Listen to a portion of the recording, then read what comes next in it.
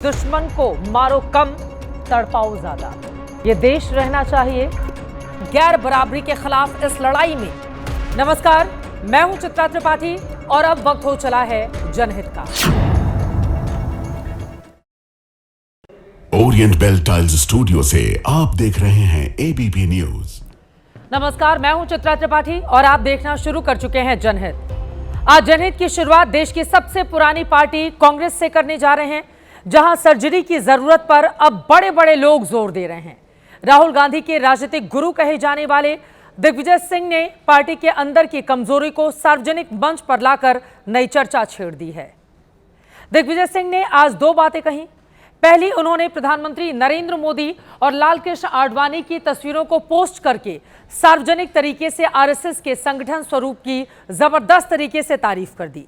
जबकि दूसरी बात उन्होंने कांग्रेस की सबसे बड़ी ताकतवर बॉडी CWC की मीटिंग में कही है, जहां पार्टी संगठन के स्वरूप पर सवाल उठाए हैं। अब इन दोनों ही बातों को लेकर सुबह से राजनीतिक गलियारों में नई बहस चल रही है। सवाल खड़े किए जा रहे हैं और सवाल ये उठ रहे हैं, क्या दिग्विजय सिंह ने मौजूदा संगठन के खिलाफ मोर्चा खोल दिया है? क्या कांग्रेस अध्यक्ष खड़गे के काम करने के तरीके से दिग्विजय सिंह अब खुश नहीं हैं? क्या दिग्विजय का बयान पार्टी की अंदरूनी कलह को दिखा रहा है? क्या दिग्विजय भी चाहते हैं कि प्रियंका गांधी पार्टी की कमान संभाल लें? क्या कांग्रेस को भविष्य का कोई इशारा दे रहे हैं दिग्विजय सिंह? इन 5 सवालों के आसपास कांग्रेस की पूरी पॉलिटिकल पिक्चर आकर सिमट गई है। असल में कांग्रेस की मीटिंग में पहले सुबह 9:52 पर दिग्विजय सिंह ने एक्स पर एक पोस्ट कर दिया। इस पोस्ट में लालकृष्ण आडवाणी कुर्सी पर बैठे हुए हैं, नरेंद्र मोदी उनके आगे जमीन पर बैठे हुए हैं। दिग्विजय सिंह की ओर से लिखा गया है, किस प्रकार आरएसएस का जमीनी स्वयंसेवक जनसंघ बीजेपी का कार्यकर्ता नेताओं की चरणों में फर्श पर बैठकर प्रदेश का मुख्यमंत्री और प्रधानमंत्री बना। यह संगठन की शक्ति है। जय सिया राम। दिग्विजय सिंह इस पोस्ट के साथ पीएम मोदी से लेकर खड़गे, राहुल और प्रियंका गांधी को भी टैग करते हैं। इसके कुछ ही देर के बाद कांग्रेस वर्किंग कमेटी की बैठक हुई, जिसमें देश भर से आए 50 से ज्यादा नेता शामिल हुए। उसी बैठक की तस्वीरें अब आपके सामने हैं। कांग्रेस अध्यक्ष मल्लिकार्जुन खड़गे के एक तरफ सोनिया गांधी थी, तो दूसरी ओर राहुल गांधी। खड़गे और राहुल के सामने की तरफ कांग्रेस शासित राज्यों के सीएम थे और उन्हीं के बगल में राज्यसभा के सांसद दिग्विजय सिंह बैठे हुए थे। सूत्रों के मुताबिक दिग्विजय सिंह ने इस बैठक में कहा, संगठन में कार्यकारी अध्यक्ष नहीं बनाए जा रहे हैं, संगठन को डिसेंट्रलाइज किया जाना चाहिए। सूत्रों की माने तो इसके अलावा दिग्विजय सिंह ने संगठन को लेकर मीटिंग के भीतर बहुत कुछ कहा है। अब जब दोनों खबरों को जोड़कर देखा गया तो कहानी ये निकलकर सामने आई कि कांग्रेस के अंदर शायद सब कुछ सामान्य नहीं है। वैसे दिग्विजय सिंह जब बैठक से बाहर निकले तो एबीपी न्यूज से बातचीत में उन्होंने आरएसएस का विरोध किया, लेकिन संगठन की जबरदस्त तारीफ की। देखिए, वो चित्र इस प्रकार का था, आपने कभी पहले देखा था वो? नहीं। तो मेरे पास कोरा में साइट मेरे पास भेजते रहते हैं वो लोग, उस पर मैं काफ़ी प्रभावित हुआ। आरएसएस विचारधारा के पूरी तरह से खिलाफ हो। इनका ये जो देश में भारतीय संविधान को ना मानकर और देश में ये अल्पसंख्यक समुदाय के साथ जो नफरत फैलाते हैं, जिस प्रकार से ये प्रोत्साहित करते हैं नफरत फैलाने वालों को, उसका मैं घोर विरोधी रहा हूं। लेकिन आप उनके संगठन की तारीफ करते हुए नजर आ रहे हैं उस ट्वीट में। संगठन की तारीफ करता हूं मैं, संगठन तारीफ लायक है। इसे कहते हैं गुड़ खाकर गुलगुले से परहेज करना। दिग्गी राजा खुद को आरएसएस के विरोधी बताते रहे हैं, लेकिन आरएसएस का संगठन उन्हें बेहद पसंद है। खैर, आज सवाल आरएसएस पर नहीं बल्कि कांग्रेस पार्टी की सर्जरी पर है। दिग्विजय सिंह ने आरएसएस संगठन की तारीफ और अपने संगठन को लेकर सवाल क्यों उठाए हैं, इसका जवाब आप तक पहुंचाएं उसके पहले दिग्विजय सिंह ने जो तस्वीर शेयर की है उसके बारे में भी जान लीजिए। 14 मार्च 1995 की यह तस्वीर है। उस दिन गुजरात में पहली बार बीजेपी की सरकार बन रही थी। केशुभाई पटेल सीएम की शपथ ले रहे थे। शपथ मंच के सामने लगी कुर्सी पर लालकृष्ण आडवाणी, भैरव सिंह शेखावत और प्रमोद महाजन, आनंदीबेन पटेल जैसी शख्सियत बैठी हुई थी, जब नरेंद्र मोदी जमीन पर बैठे थे। ये यकीनन ऐतिहासिक तस्वीर है। नरेंद्र मोदी उस वक्त गुजरात बीजेपी के संगठन में महासचिव थे। गुजरात में बीजेपी की पहली जीत के शिल्पकारों में माने जाते रहे। बावजूद आरएसएस की संगठन संस्कृति का मिला ज्ञान था कि तब के बड़े नेताओं के सामने नरेंद्र मोदी कुर्सी पर ना बैठकर जमीन पर बैठे थे। अब आरएसएस की इसी संगठन शक्ति के कायल हो गए हैं दिग्विजय सिंह। वैसे ये गजब का कंट्रास्ट भी है कि राहुल गांधी आरएसएस को पानी पी पी कर कोसते हैं और दिग्गी राजा उसी आरएसएस की जबरदस्त तारीफ कर रहे हैं। अब भारतीय जनता पार्टी को मौका मिल गया है। बीजेपी इस पूरे मामले को लेकर क्या बोल रही है, सुनिए। ये भारतीय जनता पार्टी की कार्यशैली का एक प्रतीक है कि धरातल से जुड़ा हुआ व्यक्ति किस प्रकार अपनी प्रतिभा, क्षमता और संगठन के सहयोग से शीर्ष स्तर पर पहुंचकर भारत के सबसे लोकप्रिय और विश्व के सबसे लोकप्रिय नेतृत्व के रूप में उभरने में सफल होता है। हो सकता है उन्हें इस बात का एहसास हो रहा हो, क्योंकि हमारे श्री नरेंद्र मोदी जी गुदड़ी के लाल हैं और उनका नेतृत्व जवाहर के लाल जी से है, तो वो अप साइड डाउन है, इसलिए अपनी पार्टी को अप साइड डाउन लेके आए हैं। हमारे नरेंद्र मोदी जी गुदड़ी के लाल हैं, वो बॉटम से अप उठे हैं, तो पार्टी को भी बॉटम से अप करके ऊपर तक ले जा रहे हैं। दिग्विजय सिंह ने इशारों में नहीं बल्कि खुले तौर पर कांग्रेस के संगठन को लेकर सवाल उठाए हैं और अब मानो कांग्रेस के अंदर सवालों की सीरीज चलने लगी है। अभी 23 दिसंबर को ही सांसद इमरान मसूद ने प्रियंका गांधी को प्रधानमंत्री बनाने की मांग करके नेतृत्व पर दबाव डाला। फिर 2 हफ्ते पहले ओडिशा के पूर्व विधायक मोहम्मद मोकीम ने प्रियंका को कमान देने की मांग रख दी। पिछले महीने राशिद अल्वी ने प्रियंका को पार्टी अध्यक्ष बनाने की मांग की। नवजोत सिंह सिद्धू की पत्नी नवजोत कौर ने पिछले दिनों आरोप लगाया था कि कांग्रेस में सीएम बनने के लिए 500 करोड़ देने होते हैं और अब दिग्विजय सिंह ने मौजूदा संगठन पर सवाल खड़े कर दिए हैं। एक के बाद एक कांग्रेस के नेता नेतृत्व को घेर रहे हैं, तो सवाल यह है कि क्या राहुल गांधी जिस वोट चोरी का नैरेटिव लिए घूम रहे हैं वो सिर्फ दिखावा है? असल दिक्कत नेतृत्व और उसके आसपास है।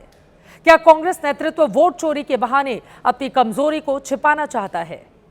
यह नहीं भूलना चाहिए कि दिग्विजय सिंह कांग्रेस के बहुत बड़े नेता हैं, मध्य प्रदेश के सीएम रह चुके हैं, सालों तक पार्टी के महासचिव रहे। देश की राजनीति में एक दौर ऐसा भी था जब कहा जाता था राहुल गांधी वही करते हैं जो दिग्विजय सिंह कहते हैं या चाहते हैं, लेकिन अब वही दिग्विजय सिंह सवाल खड़े कर रहे हैं। अभी 19 दिसंबर को उन्होंने एक्स पर पोस्ट करके राहुल गांधी को संगठन सृजन की सलाह देते हुए विकेंद्रीकरण की जरूरत पर जोर दिया था। हालांकि तब भी उन्होंने आखिरी लाइन में लिखा था कि आपको कन्विंस कर पाना मुश्किल है। संगठन के विकेंद्रीकरण के बाद दिग्विजय सिंह ने क्यों की है, यह सवाल बड़ा है। असल में इस वक्त कांग्रेस की शक्ति सीमित हाथों में है। सोनिया गांधी, राहुल गांधी, प्रियंका गांधी, मल्लिकार्जुन खड़गे, यही 4 लोग हैं जिनके आसपास संगठन की पूरी ताकत मौजूद है। दिग्विजय को लगता है कि इस वजह से कांग्रेस के आम कार्यकर्ताओं की पहुंच नेतृत्व तक नहीं हो पा रही, सही जमीनी फीडबैक उनको नहीं मिल रहा है। अब यहां पर जनहित के कुछ सवाल हैं और वो ये है कि दिग्विजय वाकई में कांग्रेस की सेहत को लेकर गंभीर हैं या फिर पुराने जख्मों की टीस ने उन्हें इसके लिए मजबूर कर दिया है। असल में 29 सितंबर 2022 की बात है जब दिग्विजय सिंह का नाम कांग्रेस के राष्ट्रीय अध्यक्ष के लिए फाइनल हो गया था। दिग्विजय ने नामांकन की तैयारी पूरी कर ली थी। मध्य प्रदेश से सैकड़ों समर्थक दिल्ली पहुंच गए थे, लेकिन सोनिया गांधी और राहुल गांधी ने आखिरी वक्त में दिग्विजय का पत्ता साफ कर दिया और खड़गे के नाम पर मुहर लगा दी। दिग्विजय सिंह और उनके समर्थकों की उम्मीदों पर उस दिन पानी फिर गया था। इन सब के बीच पिछले महीने बिहार में मिली करारी हार ने कांग्रेस के अंदर दबे विरोध की चिंगारी को उभार दिया। अब पार्टी की फ्रंटलाइन लीडरशिप से आवाज उठी है, तो एक्सपर्ट क्या खबर निकाल रहे हैं, अब जरा वो भी जान लीजिए। तो दिग्विजय सिंह का जो इशारा है वो संगठन सर्जन को लेके और ख़ास तौर पर वेणुगोपाल को लेके है कि जिस हिसाब से पार्टी में संगठन को मजबूत करने की कोशिश हो रही है वो मजबूत नहीं हो रहा है, उससे चीज़ें और ज़्यादा खराब हो रही हैं। दिग्विजय सिंह का जो इशारा है वो ये है कि संगठन पे काम करना चाहिए और प्रदेश अध्यक्षों के पास भी पावर होनी चाहिए ताकि वो अपने हिसाब से अपने प्रदेश को चला सके। जिला अध्यक्ष उनके हिसाब से बने, ब्लॉक प्रेसिडेंट उनके हिसाब से बने। सिर्फ ये ना हो कि दिल्ली के लोग बैठ के एक जिले में ये तय करें कि वहाँ का जिला अध्यक्ष कौन बनेगा। कांग्रेस पार्टी में अब जो प्रियंका गांधी के लिए पुकार उठी है उसको लेकर मैंने यूपी के डिप्टी सीएम केशव प्रसाद मौर्य से सवाल पूछा। पूरा इंटरव्यू रात 10:30 बजे देखिएगा। लेकिन अभी केशव ने प्रियंका गांधी को चुनौती मानी है या फिर नहीं मानी है, जवाब क्या मिला वो सुनिए। हाल ही में कांग्रेस के सांसद हैं इमरान मसूद सहारनपुर से। उनका बयान आया है कि प्रियंका गांधी के नेतृत्व में अगर आगे बढ़े, उनको प्रधानमंत्री के तौर पर प्रोजेक्ट किया जाए तो हम बहुत मजबूत हो जाएंगे। वो भी करके देख लें। ये तो तीनों, ये तो पार्टी ही, कांग्रेस पार्टी किसकी पार्टी है? माँ बेटा बेटी तीनों लोगों की पार्टी है, तीनों नेतृत्व करते हैं। जब डॉक्टर मनमोहन सिंह जी देश के प्रधानमंत्री थे, तीनों के निर्देश को मानना डॉक्टर मनमोहन सिंह जी की प्रधानमंत्री के रूप में मजबूरी थी। हम तो बहुत सारे फोटो पीछे के देखते हैं कि प्रधानमंत्री से कोई राष्ट्राध्यक्ष आता है बाद में मिलता है, श्रीमती सोनिया गांधी से पहले मिल रहा है। और यही श्री राहुल गांधी अध्यादेश फाड़ करके फेंक देने का काम किया। ये श्रीमती प्रियंका वाड्रा जी कहाँ प्रचार नहीं करते? उत्तर प्रदेश में पूरी भागदौड़ संभाल करके आई थी 2017 में, 22 में। कहाँ तो पीएम प्रोजेक्ट नहीं किया गया था ना, इसलिए उनको उम्मीद कर लेना, ऐसा हो जाएगा तो फिर कर ले जाएगी कांग्रेस की। कर ले, वो जिनको प्रोजेक्ट करना चाहे कर ले, लेकिन 2047 तक देश ने तय कर लिया है कि विकसित भारत बनने तक भारतीय जनता पार्टी का और प्रधानमंत्री मोदी जी का साथ नहीं छोड़े। इसीलिए 2047 तक के लिए आप लोगों ने सबसे बात देश के सबसे बड़े सूबे उत्तर प्रदेश की, जहां मतदाता सूची के शुद्धिकरण का काम पूरा हो गया है। आगे इसकी मियाद और नहीं बढ़ेगी। खबर है कि वोटर लिस्ट की पड़ताल के दौरान यूपी में 2,89,00,000 वोटर कम हो गए हैं। अब सवाल यह है कि ये किसके वोटर थे? अगर इतनी बड़ी तादाद में वाकई में मतदाता घटे हैं तो फिर 2027 के चुनाव में किसके वोट कटने वाले हैं? इन सवालों के जवाब आपको जनहित में बताने जा रहे हैं। अब 2,89,00,000 का आंकड़ा अभी अनुमान भर है, क्योंकि यूपी की मतदाता सूची का मसौदा 31 दिसंबर को जारी होने वाला है। अंतिम वोटर लिस्ट 28 फरवरी को सामने आएगी। इससे पहले सूत्रों से मिली जानकारी पर यूपी के सर्द मौसम में राजनीति का तापमान काफी बढ़ गया है। मतदाता सूची में भारी कटौती पर नेताओं के अनुमानों का अंक गणित आपके सामने रखें, उसके पहले कुछ जरूरी सवाल। अगर यूपी में 2,89,00,000 वोटर कम हो गए हैं तो सवाल यह है कि ये किनके समर्थक हैं? क्या ये बीजेपी समर्थक थे या फिर ये विपक्षी दलों और खासकर समाजवादी पार्टी के सपोर्टर थे? इनमें कितने ठाकुरों और ब्राह्मणों के नाम शामिल हैं? कितने पिछड़े और दलितों के नाम कटे हैं? इनमें कितने मुसलमान हैं? जिन मतदाताओं के नाम कटने की अटकलें हैं, उनमें कितने बांग्लादेशी, रोहिंग्या, घुसपैठिए हैं? इन सवालों के सटीक जवाब आने वाले समय में मिलेंगे, लेकिन अभी जिन सवालों के जवाब मिल चुके हैं उन पर जल्दी से एक नजर डालिए। जानकारी के मुताबिक यूपी में मतदाता सूची के शुद्धिकरण प्रक्रिया के दौरान 1,26,00,000 ऐसे मतदाता मिले जो स्थायी रूप से दूसरी जगह जाग चुके हैं, यानी पलायन कर चुके हैं। 83,73,000 वोटर्स का कोई अता पता नहीं मिला। 46 लाख मतदाताओं की मौत हो चुकी है। 23,70,000 वोटर्स के नाम एक से ज्यादा जगहों पर पाए गए, जबकि 9,57,000 लोगों ने फॉर्म ही जमा नहीं किए। कुल मिलाकर 15,40,00,000 वोटर्स में से 19% कम हो गए हैं, यानी यूपी में हर 5 वोटर में एक कम हो गया है। इस खुलासे पर उत्तर प्रदेश की राजनीति में अचानक कैसे गर्मी बढ़ गई है, अब जरा वो पिक्चर देखिए। उत्तर प्रदेश की जनता का हक और अधिकार छीना गया है, उनके वोट को वंचित किया गया है और ये आम जनता का अहित हुआ है। IR के बाद जो परिणाम आए हैं वो परिणाम बीजेपी के मुताबिक नहीं आए हैं और ये इतनी बड़ी तादाद में जो वोट कटा है इसकी विवेचना होनी चाहिए कि ये किसका वोट था। SIR के आंकड़ों को देखकर बड़ा खुश हो रहे हैं। अखिलेश जी पहले तय कर लीजिए कि SIR ठीक है या गड़बड़ है। यूपी में वोटर लिस्ट वेरिफिकेशन का रिजल्ट जारी होने से पहले एक और बड़ी बात पता चली है। दावे के मुताबिक सबसे ज्यादा 30% नाम लखनऊ और गाजियाबाद में कटे हैं। लखनऊ में विधानसभा की 9 सीटें हैं। 2022 में इनमें से 7 पर बीजेपी, 2 पर समाजवादी पार्टी को जीत मिली थी। गाजियाबाद में विधानसभा की 5 सीटें हैं और पिछले चुनाव में सभी 5 सीटों पर बीजेपी ने जीत हासिल की थी। ऐसे में कह सकते हैं कि बीजेपी के मजबूत इलाकों में ही सबसे ज्यादा नाम कटने का अनुमान है। यूपी में मतदाता सूची के शुद्धिकरण पर जारी सियासत के बीच कुशीनगर से चौंकाने वाली खबर सामने आई है। यहां गजब हो गया। कुशीनगर जिले की हाटा सीट से बीजेपी के विधायक हैं मोहन वर्मा। उनके सगे भाई राजेंद्र वर्मा रामपुर सोहरौना गांव के प्रधान हैं, लेकिन प्रधान जी का दावा है कि वोटर लिस्ट के शुद्धिकरण के दौरान उनका नाम कट गया। दावे के मुताबिक प्रधान के साथ साथ पूरे परिवार के नाम मतदाता सूची से गायब हैं। खबर मिली तो आनन फानन में ग्राम सचिव और बीएलओ प्रधान जी से मिलने पहुंचे। मतदाता सूची की साफ सफाई में लगे इन लोगों ने खुद को पूरे मामले से अनजान बताया। हमने सर विलोपन में जो है इनका जो है नाम नहीं काटा है, जो आपके सामने हमने साक्ष्य दे दिया है। कहाँ से फाल्ट आया होगा सर, ये तो सर हम बता नहीं पाएंगे। इसका जो है पूरा जांच परख हो, अगर हमारे में गलतियां कहीं होती हैं तो हम स्वीकार करें। जनवरी 2025 की वोटर लिस्ट में प्रधान परिवार के हर सदस्य का नाम दर्ज है, लेकिन अब दावा है कि मतदाता सूची के स्वच्छता अभियान में गांव के सबसे रसूखदार परिवार के लोगों के नामों पर कैंची चल गई है। अब सवाल यह है कि क्या ये साजिश है, और अगर साजिश है तो फिर किसकी? इस पर प्रधान और उनके विधायक भाई ने क्या कहा है, सुनिए। ग्राम सभा के हम प्रधान राजेंद्र वर्मा हैं। मेरा नाम कटा है, मेरी वाइफ का नाम कटा है, मेरे बच्चे का नाम कटा है, और गांव में करीब 100 के लपेटा में लोगों का नाम कट गया है। नाम कट गया है। हम यही चाहते हैं कि हम लोगों का नाम जुटे, सब लोग ठीक ठाक रहें। वहाँ के प्रधान हर बार साजिश हल्का फुल्का होता रहता है, लेकिन ऐसी कोई बात नहीं है। अगर किसी परिस्थिति में उस वोटर लिस्ट में मेरे परिवार का नाम नहीं, जो भाई साहब वहाँ निवास करते हैं, वहाँ से प्रधान हैं, वह मैंने जिलाधिकारी और ब्लॉक के बीडीओ मैडम से मेरी बात हो चुकी है। जो भी अगर षड्यंत्र के तहत अगर नाम निकाला गया होगा तो उसके खिलाफ भी कार्रवाई कराया जाएगा। कुशीनगर के इस एक गांव में ही करीब 100 लोगों को आने वाली वोटर लिस्ट से नाम कटने का डर सता रहा है। हालांकि ऐसे लोगों को अभी ड्राफ्ट लिस्ट का इंतजार करना चाहिए। अगर उसमें नाम नहीं आया तो 31 दिसंबर से 30 जनवरी 2026 के बीच दावे और आपत्तियों का दौर भी चलेगा। खबरों में आगे बढ़ेंगे। पटना के 10 सर्कुलर रोड से लालू परिवार की विदाई का काउंटडाउन शुरू हो गया है।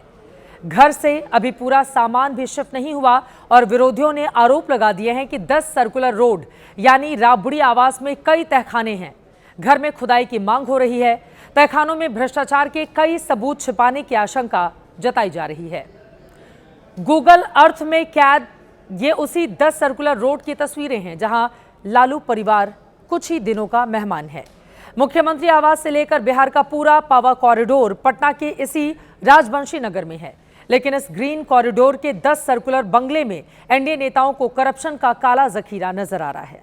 हम भवन निर्माण विभाग से अनुरोध कर रहे हैं कि एकदम व्यापक दृष्टिकोण और कड़ी निगाह रखिए।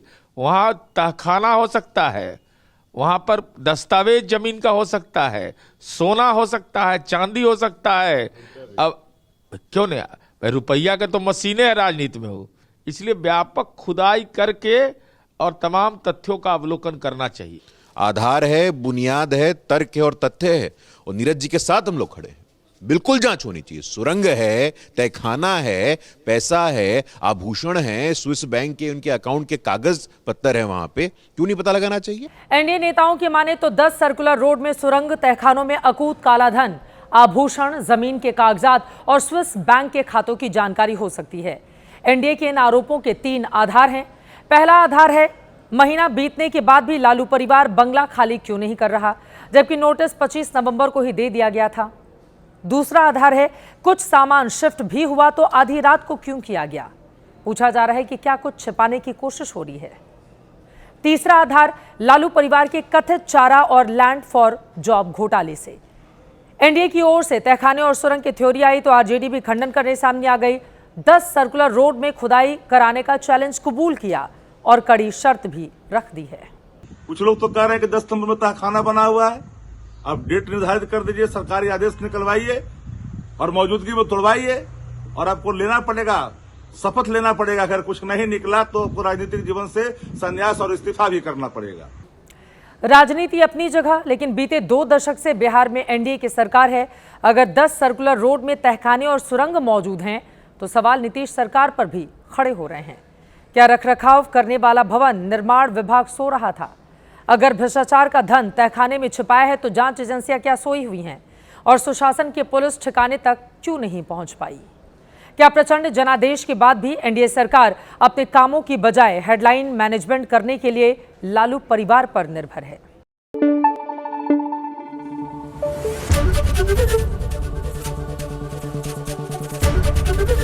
एबीपी न्यूज आपको रखे आगे।